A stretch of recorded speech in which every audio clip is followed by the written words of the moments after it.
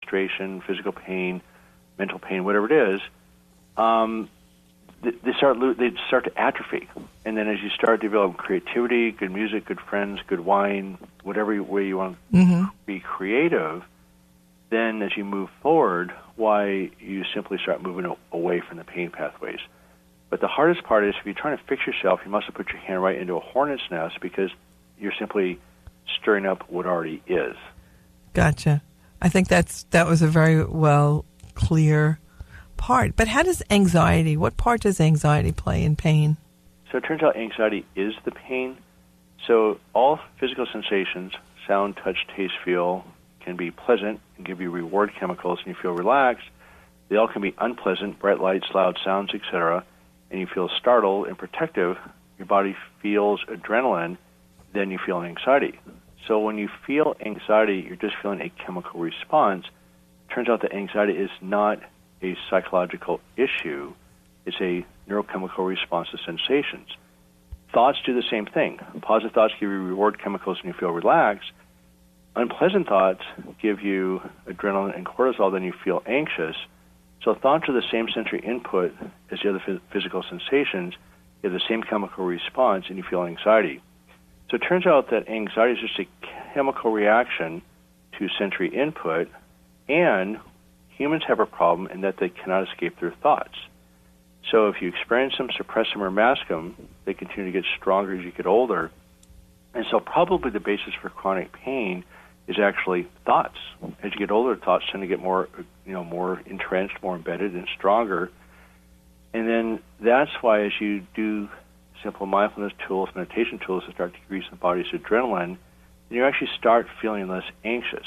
Again, that's now part of the unconscious brain, which is much stronger than the conscious brain. That's why in traditional psychiatric models, anxiety disorders have such a terrible prognosis. So I had a full-blown obsessive-compulsive disorder, which is an extreme anxiety disorder, and not only am I fine, I'm thriving. And I was really in the hole for about 15 years with severe obsessive-compulsive disorder, and I'm fine. Wow. And that's not the norm for OCD. So I did write a website post a couple weeks ago on OCD. It's the most miserable experience I've ever remotely dreamed of. Mm-hmm. And you have these unrelenting, intrusive thoughts that just don't go away. And so then your body's full of adrenaline. Then I developed another 15 symptoms of what's called neurophysiologic disorder, where when your body's full of adrenaline, every organ's going to respond in its own way. So I had migraine headaches, ringing in my ears, burning in my feet, stomach issues, back pain, neck pain, extreme insomnia. The list just went on and on. All those symptoms are gone. I never thought I would ever get rid of the ringing in my ears, the tinnitus, and it's fine. Wow.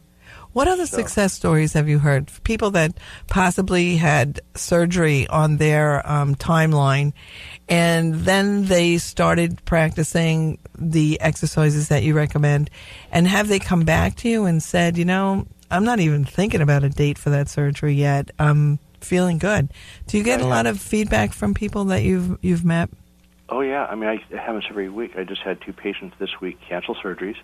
They were on the schedule. One gentleman had a 4-millimeter spinal canal. So normally spinal canal is about 50 millimeters in diameter. Oh, wow. And about 8 millimeters where we start thinking about doing surgery. His was 4.5 millimeters.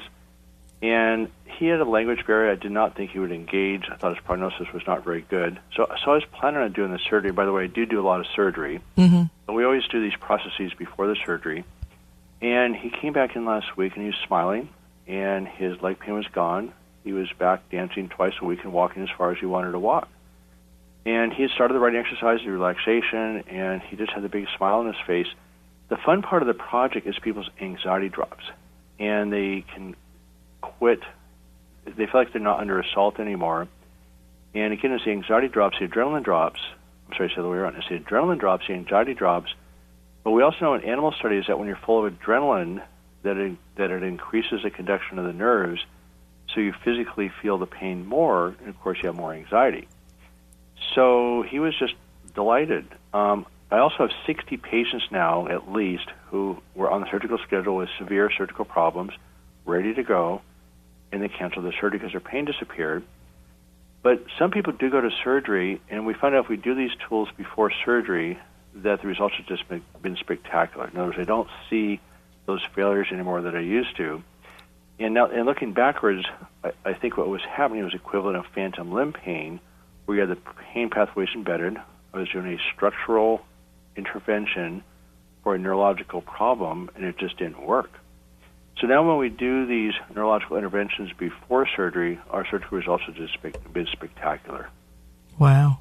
That makes so much sense, and you explain it very clearly. I don't know if I could explain it again as clearly as you do, but it does make physiologically, it makes total sense.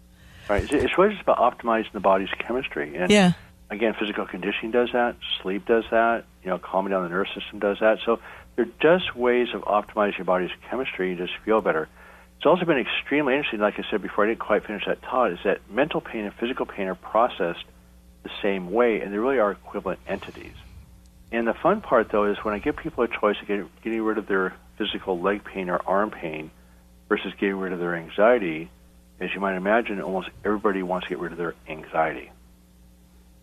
And unrelenting anxiety is brutal because it's a survival feeling, and we will do anything we can to avoid it.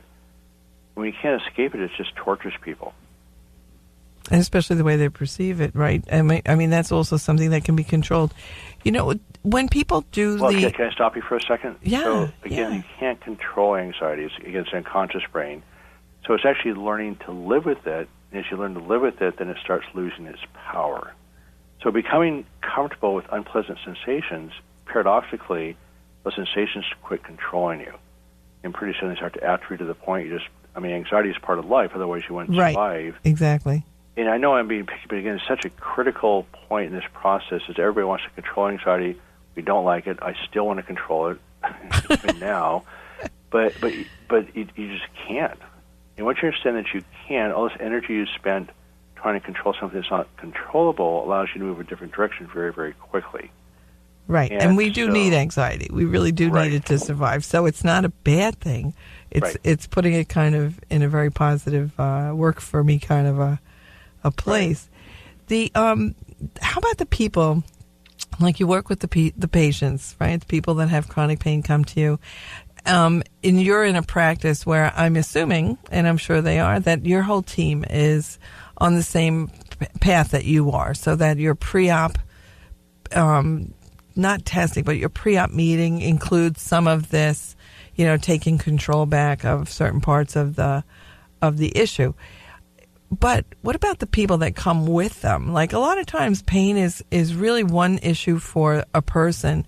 And then the people that are close to them, they also have, they also feel their pain in a different way. And it can be very frustrating. How do you deal with family members in this process of trying to change the way, not the way, I don't want to make a mistake again, but the change that you're trying to establish for the patient? Well, if you're up for this, I would love to talk about the family issues in a separate segment because it turns out the family is probably the most powerful force keeping people in pain and potentially the most powerful force keeping and getting people out of pain. And so the family is actually probably the most important part of healing and also trapping people. Because what happens, couples trigger each other, parents and children trigger each other. Mm-hmm. And if you're trying to heal and going home and being triggered, those pain pathways get lit up and it's just a disaster. So one of the first rules that we have, and it's all on the website, by the way, look, here's the website. Rule number 5 on the first stage is simply never talk about your pain ever. And the other half of the couple just lights right up, and all of a sudden the entire conversation changes because people in chronic pain talk about their pain a lot. The problem is you're reinforcing the pathways, number one. Second of all, family members just get worn out. They can't deal with it anymore. And they don't see their spouse in pain or their partner in pain, but what are they going to do? So it's very, very wearing on the relationship. And then the more people talk about it, of course, those pathways become stronger, and they talk about it more. And then the family members start getting hostile.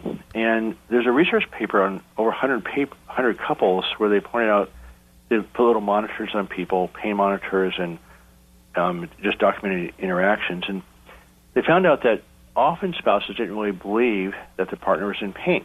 And so then the person in pain would grab their leg or their arm or their back and they would get a hostile response from the partner, and then, of course, the pain would go up. So look at this research project carefully. It appears that many people in chronic pain live in pretty difficult households where the chronic pain just sort of wipes out the household. So I've now, actually, the most exciting part about the project for me the last 3 or 4 months is pulling the family right into it. I had one couple not too long ago who had been in 30 years of chronic pain. They were on each other in the office, all sorts of stuff. And I laid out the ground rules that are on my website on the family rules of anger. And they came in just smiling, laughing. His pain was down 70%. His mood was better. His neurological symptoms were better. And it was one of the most remarkable turnarounds I've ever seen. But I'm fairly sure, I'm just starting out on this journey, I'm fairly sure that using the family as a healing force as opposed to keeping people in pain is going to be the most powerful part of this project. Yeah. You know, it's the perfect time for you to give the listening audience something to take home, like besides step 5 on the website. But you do have a website. But what would you want the listening audience to take home or go to? What is your takeaway message here for the listening audience? Chronic pain is a curable problem, and you have to address by taking a self-directed approach, addressing all aspects at the same time. It's a solvable problem. And the other key issue is that mental pain and physical pain are processed the same way, and they are equivalent entities. So it's not a subtle change that takes place. It's a very, very powerful transformation that takes place. And again, it's not philosophical, not religious. It is neurological. As you reroute your brain's pathways, things actually change in a dramatic way. But it's a very solvable problem. And the medical profession has taken the approach of managing chronic pain, and I understand it. That's why I was trained. I don't want to be critical of the rest of the medical profession because this is really all relatively new stuff. But yeah, it's a very solvable problem. Wow. We want to thank our guest, Dr. David Hanscom, for being with us and talking about his book, which is actually a revision, Back in Control, A Surgeon's Roadmap Out of Chronic Pain. And we want to thank you for listening to Your Family's Health. This brings an end to another edition of Your Family's Health on 90.3 FM, the voice of Nassau Community College. Joan Buckley is professor of nursing at Nassau Community College. Your comments are always welcome at whpc@ncc.edu. This program was produced at the studios of WHPC 90.3 on the campus of Nassau Community College. Join us again next week for another edition of Your Family's Health.